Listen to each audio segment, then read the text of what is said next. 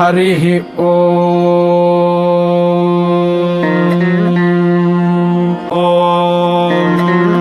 नमो ब्रह्मणे धारणं मे अस्त्वनिराकरणं धारयिता भूया संकर्णयो श्रुतं माच्योढ्वं ममामुष्य अंगुष्ठमात्रः पुरुषोऽङ्गुष्ठं च समाश्रितः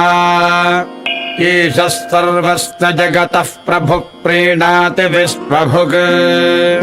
स ब्रह्म स शिवः स हरिः सेन्द्रः सोऽक्षरः परमस्वराट्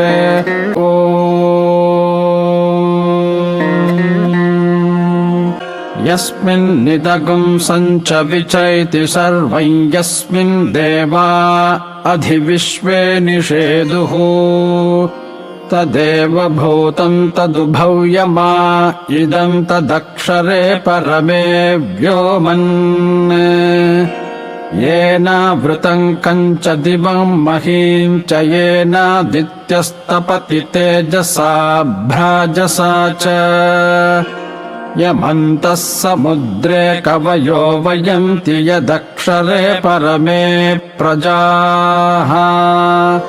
यतः प्रसूता जगतः प्रसूतीतो येन जीवान् व्यचसर्ज भूम्याम्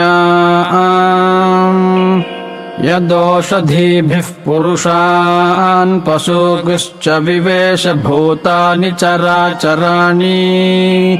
अतः परन्नान्यदनीयसगुं हि परात्परं यन्महतो महान्तम् यदेकमव्यक्तमनन्तरूपं विश्वं पुराणं तमसः परस्तात् तदेवर्तं तदु सत्यमाहुस्तदेव ब्रह्म परमं कवीनाम् इष्टापूर्तं बहुधा जातं जायमानं विश्वं बिभर्ति भुवनस्य नाभिः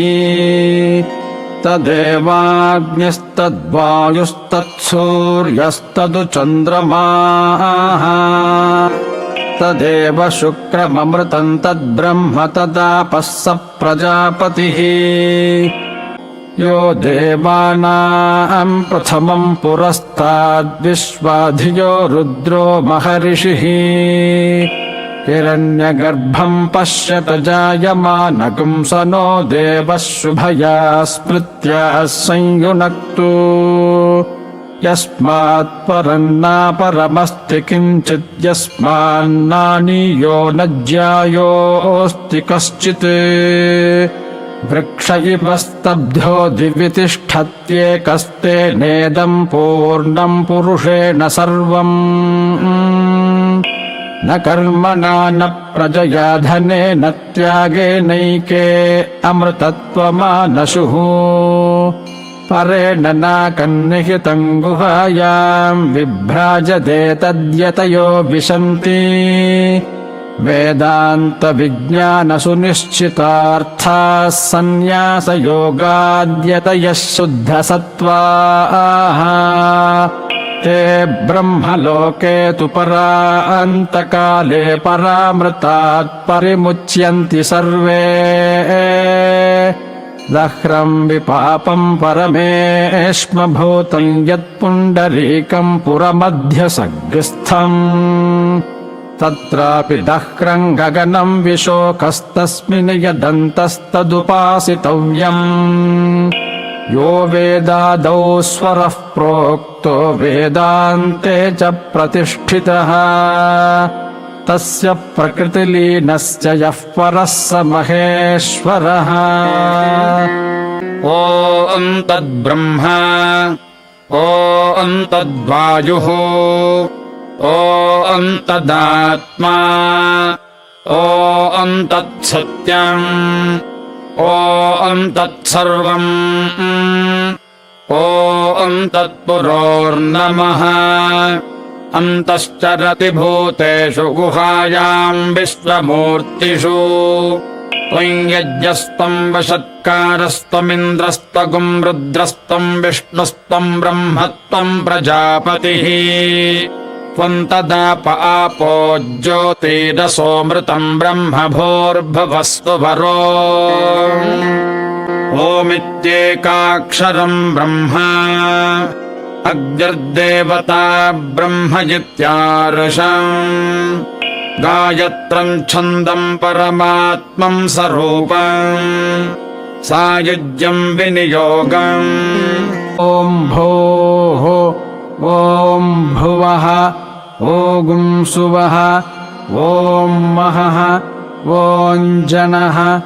ॐ तपः ॐ सत्यम्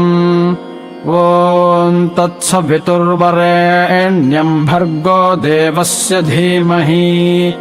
धियो यो नः प्रचोदयात् ओमापो ज्योतिरसोऽमृतम् ब्रह्म भूर्भुवस्सु वरो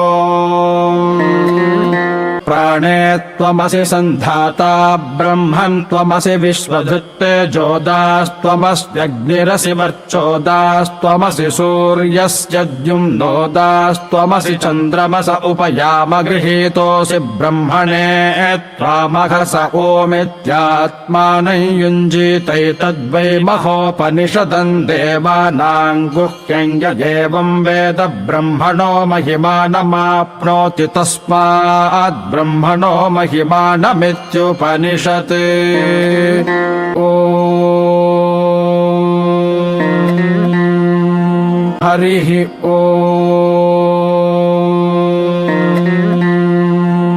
ॐ शान्तिः शान्तिः शान्तिः हरिः ॐ